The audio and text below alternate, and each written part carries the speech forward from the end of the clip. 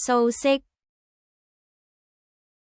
素色指顏色單純、淡雅、不花巧、不艷麗的顏色，如白色、米色、灰色、淡藍等，看起來比較樸素，不搶眼。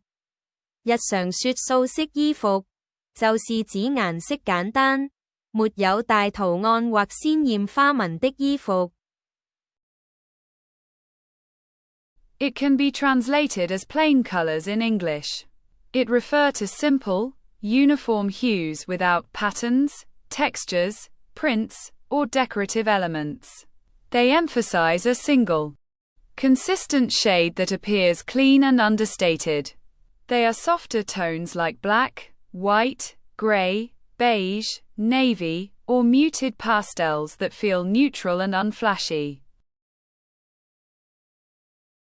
出席商務場合，適宜穿着素色衣服。For business occasions, it is appropriate to wear plain color clothes.